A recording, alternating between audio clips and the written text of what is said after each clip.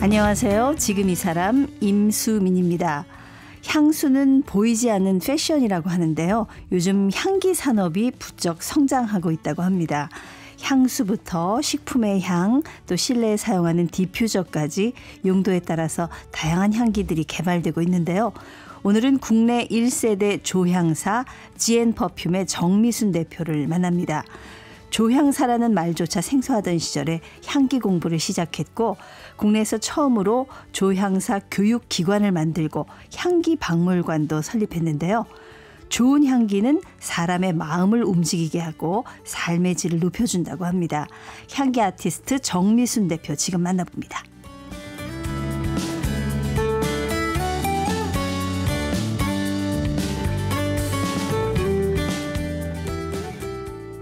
네, 국내 향기 분야의 선구자라고 할까요? 네, 조향사 정미순 대표님 모셨습니다. 안녕하세요. 안녕하세요. 네, 요즘 이 향기와 관련한 시장이 쑥쑥 커지는 걸 제가 느낍니다.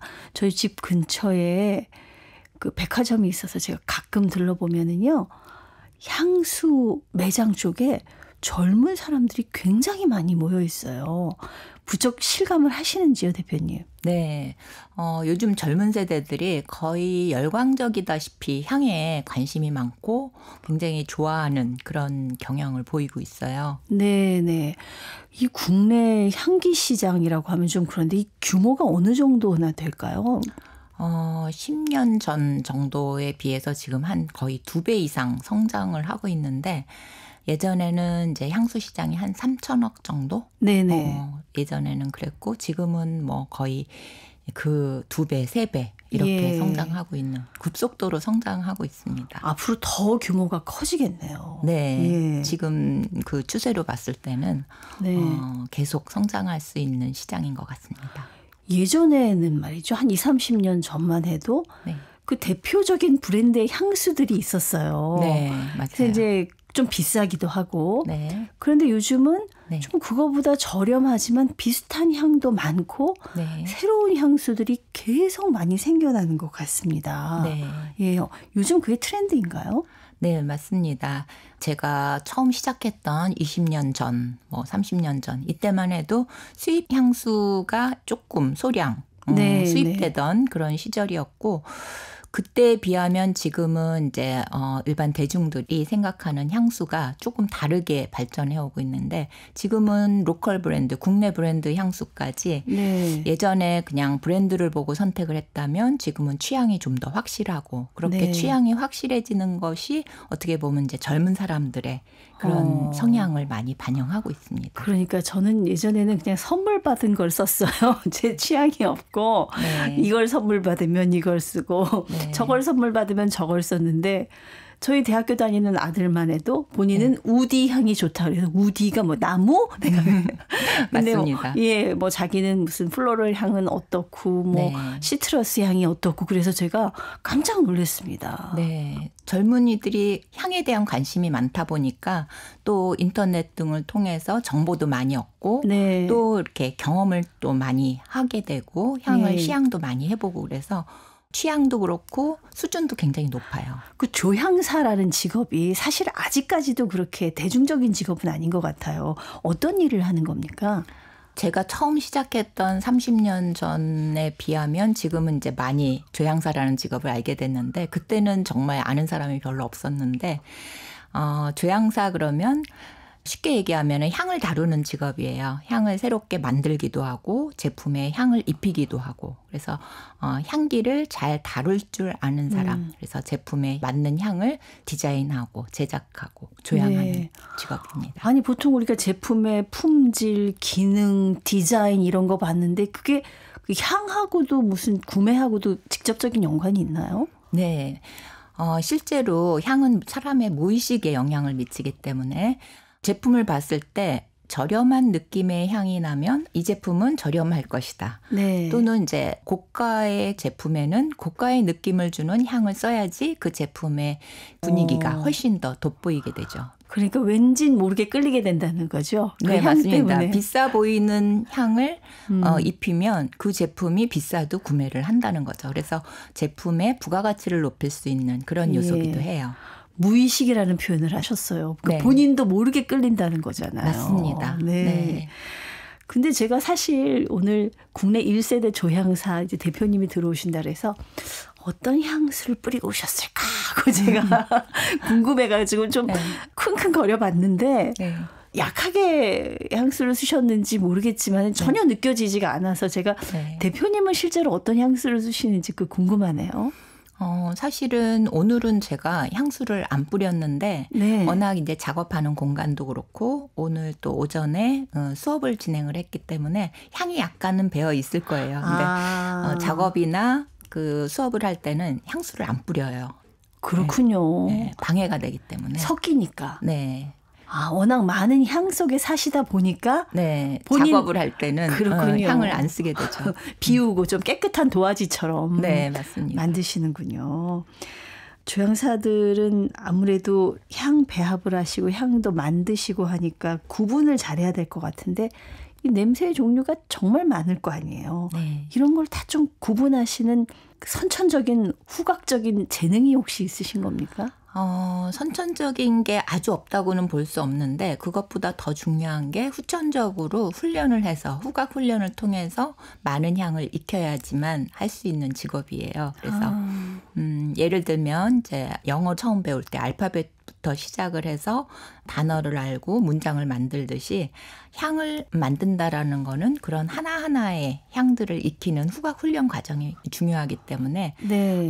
다양하고 많은 향을 단품의 향들을 익히는 것이 굉장히 중요해요. 그래서 저 같은 경우는 이제 처음 시작했을 때는 한 100개, 그 다음에 200개, 400개 이런 식으로 품수를 늘려간다는 표현을 쓰는데 네. 다양한 향들을 기억하고 훈련을 하는 그런 과정을 거칩니다. 그것도 훈련하면 나아지는군요. 네. 그 몇 가지 향 정도 뭐 정확하게 세기는 어렵겠습니다만 구분하실 수 있는 것 같으세요? 입력된 향이? 저는 한 1000에서 2000 정도라고 생각을 해요. 제가 쓰는 이제 향기의 팔레트가 있거든요. 그것도 물감처럼. 네네. 네네. 팔레트에 있는 향들이 한 2000가지 정도 되거든요. 와, 대단합니다. 정말. 예. 그 후각 관리 잘 하셔야 되겠는데요. 코감기 걸리면 큰일 나겠는데요. 사실 이제 감기 걸리거나 컨디션이 안 좋거나 스트레스 받으면 작업을 잘 못해요. 네. 할 수가 없는 직업이기 때문에 평상시에 조절을 잘 하는 편입니다. 네. 사실은 정미순 대표님이 국내 1세대 조향사로 이렇게 알려주셨는데 우리나라에서 처음으로 향수 공방도 만드시고 향수 박물관도 네. 만드셨어요. 어떻게 처음에 향기에 관심을 갖게 되셨는지요? 제가 처음 이제 조향사라는 직업을 알게 된 게 에스티로도 여사 그분의 전기를 읽게 됐는데 그분이 처음에 조향사로 향을 만드셨어요. 향수를 만드셨는데 그 예. 스토리를 읽으면서 나는 조향사라는 직업이 있구나. 이 직업을 하면 어떨까 이런 예. 생각을 처음에 갖게 됐습니다. 그렇군요. 예. 위인전 보고 어렸을 때 굉장히 막연한 어떤 정보도 없고 그런 시기여갖고 막연한 생각이 지금까지 이제 이어져서 네. 제가 된 것 같아요. 그래서 전공도 화학을 선택을 하셨나 네, 봐요. 맞습니다. 예. 그분이 이제 화학을 공부했다라는 그 내용 딱 하나를 보고 그러면 네. 화학과를 가야 되는구나. 그때 당시에는 인터넷이 발달하지 않은 상태여갖고 정보가 정말 없었어요. 예, 예. 그래서 굉장히 어떻게 보면 무모한 도전 같은 거였죠. 근데 사실 조향사라는 직업이 그때는 뭐 이렇게 알려지지도 않았을 때니까 이거 공부하려면 어떻게 해야 되나 막연했을 것 같은데 네. 그럼 대학에 이제 화학과를 전공을 하고 네. 그 뒤에는 어떤 과정을 겪으셨습니까? 정말 이제 그런 정보가 없었기 때문에 화학까지는 괜찮았어요. 그 다음 단계는 좀 막막했죠. 그래서 일단은 이제 회사에 들어가서 일을 하다가 우리나라에 교육기관이 없지만 그러면 유학을 가야 되나? 그래서 일본으로 저는 유학을 갔어요. 일본 유학을 다녀오셨군요. 네, 원래는 이제 프랑스가 맞는 것 같은데 향수하면 프랑스를 떠올리잖아요. 그래서 프랑스를 가고 싶었는데 거기는 이제 너무 멀고 또 제가 유학에 대한 정보가 없어서 일본을 일단 가서 공부를 했어요. 네. 공부를 하고 와서 그다음에 화장품 회사를 들어가게 됐죠. 화장품 회사에서는 무슨 제품 개발 이런 거를 하셨나요? 화장품 회사에서 향을 다루는 파트에서 교육을 하게 됐어요. 그래서 교육실장을 2년 정도 했었죠. 예. 근데 그거는 뭐 향을 다루긴 하지만 직접 향을 만들거나 본격적으로 이제 본인이 주도적으로 뭘 하거나 이런 것과는 좀 거리가 있었나 봐요. 네. 그래서 그 회사에 다니다가 결정적인 계기가 된 게 그 회사에서 화장품 박람회를 가게 됐어요. 수입 화장품 회사였거든요. 그래서 화장품 박람회를 이태리에 갔다가 향수의 메카라고 하는 프랑스의 그라스라는 지역을 가게 됐고요. 거기가 향수 산업이 발전한 곳이군요. 네, 오랜 역사를 갖고 있는 이제 향수의 고향 같은 그런 곳이었는데 가서 뭐 향수 박물관도 방문하고 200년 넘은 향수 회사를 방문을 해서 거기서 이제 내가 원래 하고 싶었던 게 향수였지라고 이제 되살려서 그때부터 향에 대한 것을 이제 구체화시키기 시작했습니다.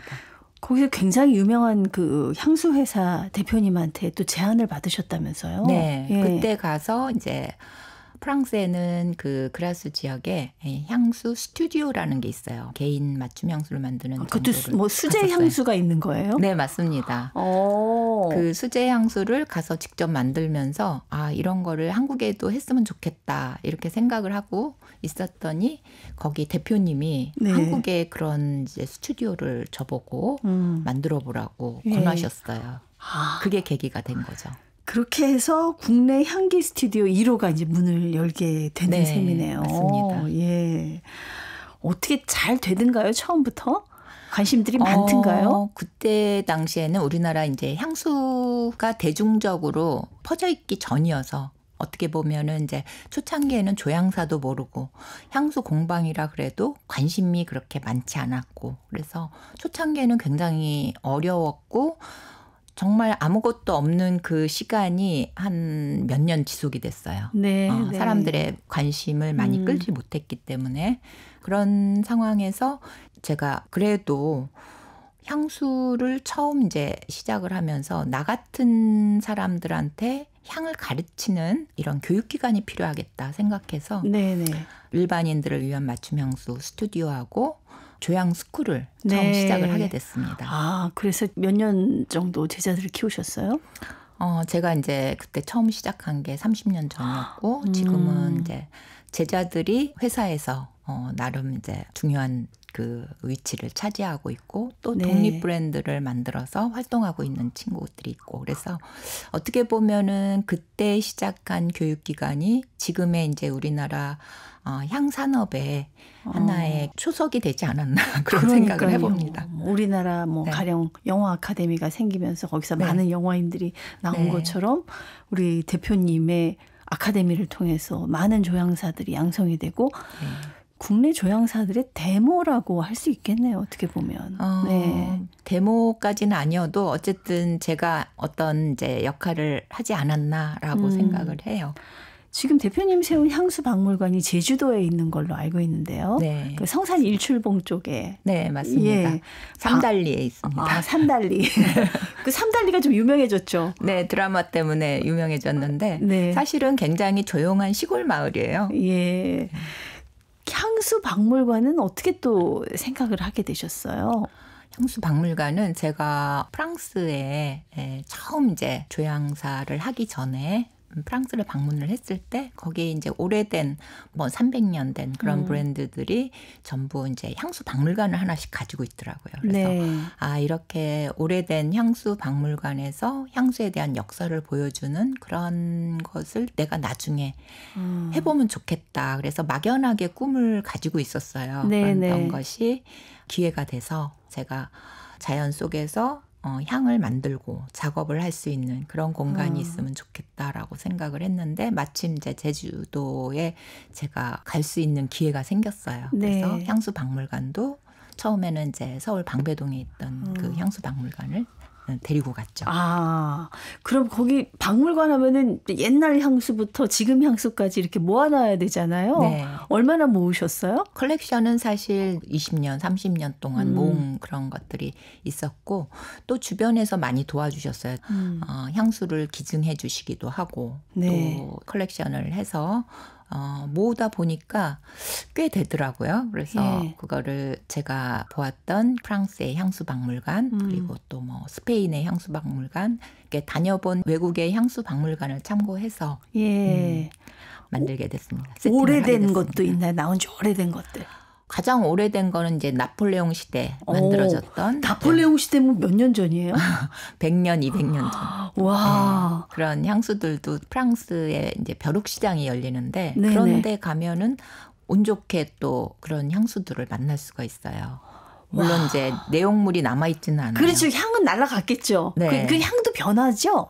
오래된 향은 그 향 그대로 유지되는 경우는 없고 분명히 이제 변향이 되지만 그래도 그 빈티지, 앤틱병이 그대로 남아있기 때문에 이제 그런 게 소장의 의미이기도 하고요. 네, 소장 가치가 있죠. 그 향을 맡아볼 수 있으면 더 좋을 텐데 그건 조금 아쉬운 부분이긴 한데 얘기 나온 김에 이거 하나 여쭤볼게요. 제가 이제 향수를 이제 선물 받은 걸 주로 쓴다고 했잖아요. 그러다 보면 이제 향수가 몇 가지가 있고 이걸 쓰다 보면 어떤 거는 너무 오래되기도 하고 몇 년이 지나기도 하는데 이거를 버리자니 아깝고 쓰자니 좀 찝찝하고 이것도 유통기한, 뭐 사용기한이 좀 있나요, 향수가? 네. 그 원래 제작된 형태의 향을 보존하는 거는 오픈하지 않은 상태에서는 5년을 유통기한을 보고 있어요. 개봉 안 했을 때는 5년까지. 네. 개봉을 했을 때는 한 1년 이내에 1년. 쓰시는 게 좋으세요. 어떻게 아까워요. 다 버려야 되는데. 버리기는 아까울 수 있으니까 그거는 그냥 이제 방향제로 쓰시는 거죠. 오픈할 수 있는 거면은 이제 알코올을 추가해갖고 룸스프레이나 방향제로 뿌리시는 거를 추천드립니다. 그러니까 좀 양이 크면 싸다 그래서 큰 걸 사는 게 아니네요. 그래서 향수는. 마음에 드는 향수는 대용량을 사서 듬뿍듬뿍 쓰시면 되죠. 아끼다가 뭐 된다는 소리가 있었는데 그렇군요. 사람마다 사실은 제가 이제 맞는 향수가 있을 것 같아요. 우리가 옷도 어울리는 스타일이 있는 것처럼. 그리고 우리 또 사람들이 갖고 있는 고유의 냄새 같은 것도 있잖아요. 그래서 향수가 이 사람의 몸 냄새하고 이렇게 섞여가지고 또 다른 또 향이 나는 것 같단 말이죠. 네, 맞습니다. 그래서 나한테 맞는 향을 어떻게 찾을까? 그런 방법이 좀 있다면 얘기해 주시죠. 그게 이제 두 가지의 측면이 있는데요. 본인의 고유의 체향이 있고요. 그다음에 이제 향수의 향이 있는데 그 두 가지가 잘 어우러져야지 본인이 편하게도 쓰고 또 주변에 있는 사람들한테 좋은 인상을 줄 수 있는 거라서 그런데 본인의 체향이랑 잘 맞는지는 잘 모르잖아요. 그래서 필요한 게 이제 주변 사람들의 반응을 보는 거. 내가 이 향수를 썼을 때 이거 무슨 냄새야? 이거 되게 향 좋은데? 라고 얘기를 했을 때는 분명히 본인하고 잘 어울리는 향수다라고 생각하시면 되고요. 또 하나는 본인이 스스로 관찰을 하시면서 그 향수를 뿌렸을 때 내가 편안한지 기분이 좋아지는지 아니면 좀 다운되는지 이런 부분을 관찰을 해보면 본인하고 어울리는 향기를 잘 찾으실 수 있어요. 의외로 본인이랑 잘 어울리는 향수는 무의식적으로 자꾸 끌리거든요. 그리고 본인이 이제 컨디션이 좋아진다는 걸 느끼기 때문에 계속 쓰고 싶어 해요. 이 향과 컨디션이 또 관계가 있군요. 왜냐하면 이제 향도 향기잖아요. 기운을 가지고 있는 그런 거다 보니까 본인의 기운, 에너지하고 같이 맞았을 때 시너지가 있어요. 그러니까 그 향이 어떤 사람뿐만 아니라 장소의 어떤 격조나 이런 것도 확 바꿔놓는 것 같아요. 우리가 어떤 고급 레스토랑이라든가 뭐 고급 호텔이나 이런 데를 가면은 그 향에서 느껴지는 어떤 고급스러움, 편안함 이런 것들이 확실히 있는 것 같아요. 그래서 향은 시각적인 것보다 본능적으로 더 먼저 사람들한테 이곳은 안전한 곳이야. 이곳은 편안하고 좋은 곳이야 라는 것을 향으로 먼저 느끼게 되죠. 이제 많은 분들이 향수에 대한 지식이 이제 저보다 높은 분들이 많기 때문에 그렇지만 기초적인 걸 좀 한번 여쭤볼게요. 종류가 많더라고요. 향수가 뭐 퍼퓸부터 해서 뭐 오드 퍼퓸 뭐 쭉 나가는데 이게 농도에 따른 구분입니까? 네, 맞습니다. 파팡 엑스트레라고 해서 네. 지금은 이제 이 종류는 많이 안 나오는데 양은 적고 가격은 제일 비싼 거. 예. 얘가 농도가 한 30% 정도. 그게 퍼퓸이라고 하는. 네, 예. 퍼퓸 엑스트레라고 하고요. 엑스트레. 엑스트레드 퍼퓸인데 네. 그게 가장 이제 진한 향수. 네. 그 다음이 이제 오드 퍼퓸이라 그래서 그거보다는 조금 연한 향수. 그리고 오드 또알렛이라고 들어보셨어요? 네네. 네, 오드 또알렛은 그거보다 더 연한 향수. 그래서 처음에 예전에는 이제 오드 또알렛 그러면 화장실에다 두는 방향제인가 보다 이렇게 오해하기도 하셨는데 맞아요. 사실은 이제 굉장히 연한 희석된 형태의 향수고 대중적으로 우리나라에서 가장 많이 사용하는 형태이기도 해요. 제일 연한 건 샤워 코롱 아니에요? 네, 오데코롱이라고 하는 형태가 약 한 3-4% 연하게 뿌릴 수 있는 거라서 그런 향수는 좀 이제 많이 스프레이를 해도 그렇게 크게 부담 없이 쓸 수 있는 그런 향수죠. 이게 향수가 프랑스에서 발전이 됐기 때문에 다 이게 불어죠. 네, 맞습니다. 불어가 그래서 맞습니다. 좀 듣기에 따라 좀 생소하고 불편할 수도 있겠지만 우리가 흔히 이제 예전에는 향수를 진하게 쓰는 걸 굉장히 좀 안 좋아하는 그런 시절이 있었어요. 어른들은 지금도 향수 냄새 머리 아프다 이런 말씀을 하시고 그래서 프랑스에서 향수가 발달했는데 거기 사람들이 씻기 싫어서 향수 뿌리는 거대 이런 얘기를 저도 어렸을 때 많이 들었습니다. 네, 맞습니다. 예를 들어서 나폴레옹 같은 경우는 1년에 한 번 정도 목욕을 했다 그래요. 아이고. 그런데 그 목욕을 잘 안 하니까 몸에서 이제 냄새가 날 거 아니에요. 네. 그래서 쓰기 시작한 게 이제 향수였고 향수를 그래서 뭐 한 달에 60병 이상 사용을 했다고 해요. 60병이요.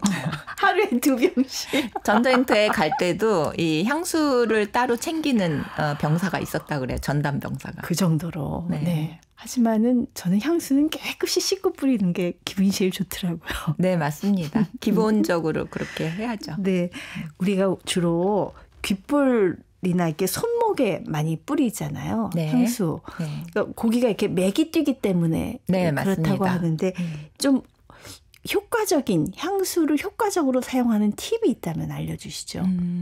맥박이 있는 곳에 뿌리는 것도 하나의 방법이고요. 그런데 이제 피부가 예민하신 분들은 그거를 잘 할 수 없으니까 저는 이제 추천하는 게 머리카락을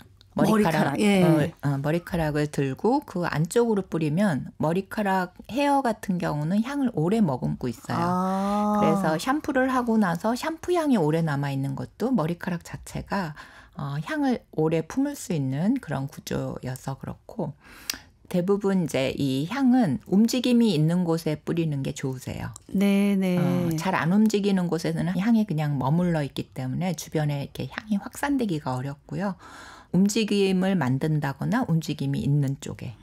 그래서 연하게 느끼고 싶다 그러면은 하체 쪽에 주로 뿌리고요. 스커트 안단이나 무릎 뒤나 발목 뭐 이런 쪽에다 뿌리시고요. 본인이 느끼고 싶다 그러면은 헤어 쪽으로 뿌리시면 머리 쪽으로. 좋으세요. 예. 향수는 좀 이렇게 사용하지 말았으면 좋겠다. 요건 아닌 것 같다 하는 점도 짚어주시죠. 제일 이제 민폐라 그러잖아요. 향을 너무 진하게 쓰는 경우. 근데 본인은 정작 그 향이 진한 줄 모르고 있다는 거죠. 그래서 진하게 쓰게 되면은 옆에 사람들이 향수 냄새 때문에 본인이 이제 향을 싫어하는 사람도 있을 거 아니에요. 그래서 그런 사람들을 위해서라면은 적당한 농도를 쓰는데 본인이 그걸 인지 못하더라도 하루에 뭐 스프레이하는 양을 어느 이상 안 하는 거. 그렇게 지켜주시면 좋죠. 그렇군요. 회사에서도 누군가만 지나가면 그 향이 한 30분 이상 지속되는 분이 있거든요. 그래서 그 향을 좋아하면 괜찮은데 좋아하지 않을 때는 좀 괴로울 때도 있더라고요. 그렇죠. 그런 경우가 참 많은데 정작 본인이 그걸 못 느낀다는 거죠. 왜냐하면 향은 이제 본인한테 익숙해지면 본인은 향이 안 난다고 생각을 해요. 그래서 이제 점점 스프레이 양을 많이 뿌리게 되는 그런 경향이 있는데 그걸 조심하셔야 될 것 같아요. 뭐든지 과하면 부족한 것보다 못하다는 거 꼭 기억하셨으면 좋겠고 사실 우리 정휘순 대표님 여태까지 많은 향을 만들고 많은 제품도 개발하셨고 그중에는 굉장히 유명한 또 스테디셀러이자 유명한 향수도 있더라고요. 네. 가장 좀 애착이 가는 향은 어떤 향이십니까? 제가 제일 처음에 대중적인 향수로 출시했던 게 제일 기억에 남고요. 그 향이 가장 그 베스트셀링이 됐어요. 어떤 가장 많이 팔렸던. 느낌의 향이었나요? 깨끗하고 컬러 이미지로 한다면 화이트. 그래서 굉장히 순수한 여성의 이미지로 해서 만든 네. 향수였는데 그 향수가 아직도 스테디셀러예요. 아직도. 네. 굉장히 그래서 뿌듯하시 누가 그거 뿌리고 지나가는 거 딱 냄새 맡으시면 기분이 진짜 좋으시겠는데요? 네, 그 향수는 저한테는 굉장히 고마운 향수죠. 네. 사람들한테 많이 이제 사랑을 받은 향수니까 네. 굉장히 고맙고 제가 좋아하는 향수고 그렇기도 하고 또 하나는 이제 제가 향수를 만들었을 때 제가 만들고 이 향수는 굉장히 좀 특별하다, 특이하다. 네. 지금까지 뭐 흔한 그런 향수가 아니라 뭔가 좀 새로운 향수다라고 느꼈을 때 그럴 때도 되게 기분이 좋죠. 네, 우리나라 지금 향기 산업이 엄청나게 발전하고 있습니다만 아직 향수하면 외국 브랜드가 떠오르고 가야 할 길이 좀 먼 것 같습니다. 앞으로 우리 대표님은 어떤 쪽으로 일을 하고 싶으시고 우리나라 향기 산업이 어떻게 해야 더 발전할 수 있다고 보시는지요? 지금 이 추세라고 한다면 제가 뭘 아무것도 안 해도 저절로 향수 시장은 계속 확장되고 네. 향을 좋아하는 향 애호가들이 점점 많아질 것 같고요. 저는 사실 이제 그 속에서 뭐를 한다라고 한다면 그냥 제가 하고 싶었던 그런 조향일 제가 지금은 이제 어떤 거를 주로 많이 하냐면 천연의 향을 직접 추출을 해요. 제주도에서. 네. 제주도는 향기 작물이 많으니까 천연향을 직접 추출해서 그런 자연에 있는 향들을 이용을 해서 향수를 만드는 그런 작업들을 하고 있는데 그런 작업을 조금 더 이제 심도 있게 네. 해서 대중들이 좋아하고 또 제가 그 향을 만들면서 사람들한테 좋은 느낌을 주고 이런 향수를 계속 제작하고 싶습니다. 네. 흔히 우리가 좋은 사람 비유할 때 향기 나는 사람 이렇게 얘기하잖아요. 네. 그런 좋은 향기들, 세상의 네. 아름다운 향기들을 많이 좀 앞으로도 만들어 주셨으면 좋겠습니다. 감사합니다. 네, 감사합니다. 네, 국내 1세대 조향사 향기 아티스트 지앤퍼퓸의 정미순 대표와 함께했습니다.